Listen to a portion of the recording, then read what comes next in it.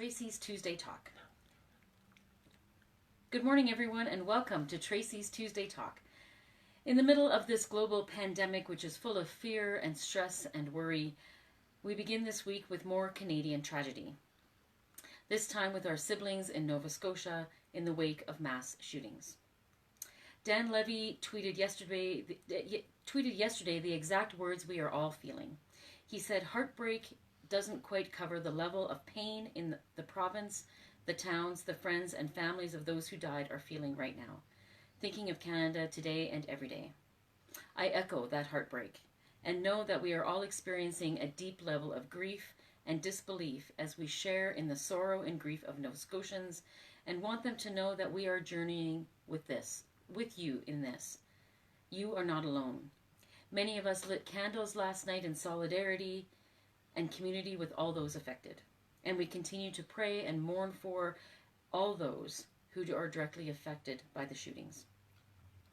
But we must continue to seek the light and believe that hope will prevail. As we see the communities in Nova Scotia come together and work so hard at being socially connected while physically distant, it warms my heart and gives me hope. As I see all the pictures on social media of candles lit in solidarity and remembrance of those who died, it warms my heart. And as I read about the many volunteers who have and will offer their time to ease the pain of this tragedy, my hope grows even more.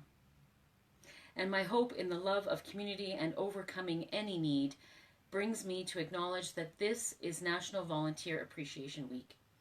A huge shout out to all you volunteers who make a difference in the world and the lives of many individuals. And special thanks, of course, to my St. Thomas family for your commitment and ongoing support of your church faith community and beyond. WildApricot.com says, volunteers are the heart of any organization. Volunteers are the backbone of what we do. We couldn't do it without you, volunteers. And sometimes it seems like everything being said about the role of volunteers is cliche, but it is so true.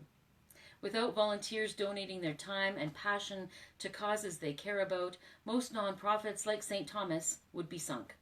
It's impossible for the paid staff to do it all, and the reality is that it's truly you, the volunteers, who make it happen. Let me tell you a bit of history about National Volunteer Month and Week, and it goes back a long way.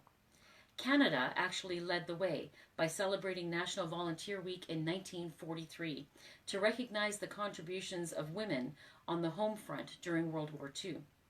Celebrations then dropped off after the war, and then interest resurged in the late 1960s and early 1970s. The April Week of Recognition was made official in 1990. So thank you, all you volunteers. Thank you for your time. Thank you for your care and your love, and thank you for bringing hope into the world. So as we carry on this week and continue to live into the reality of COVID-19, we also must persevere and try to find hope despite the horrific shootings in Nova Scotia. We can send comforting messages through social media or email. We can continue to pray for Nova Scotians, particularly those who are affected directly. We can window visit and call friends and family who are isolated and keep them connected. Little plug here, check out our second installment of our Hearts and Hugs videos.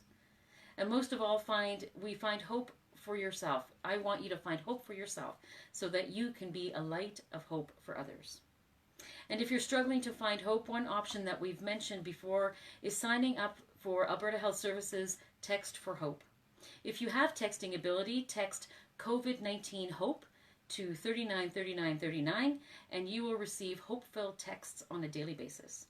So let me just share 3 with you.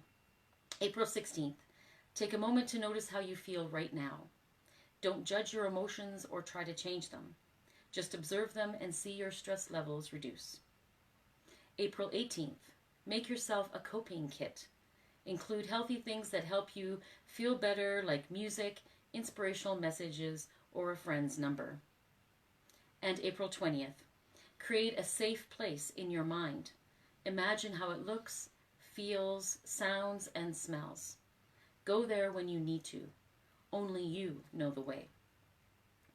So as I finish today's Tracy's Talk, Tuesday's Talk for April 21st, 2020, I leave you with a view into my puppies, because Everyone needs to watch puppies once in a while.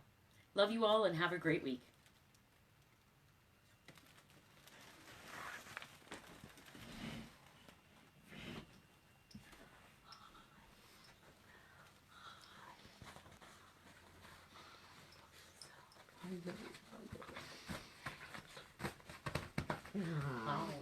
Ah.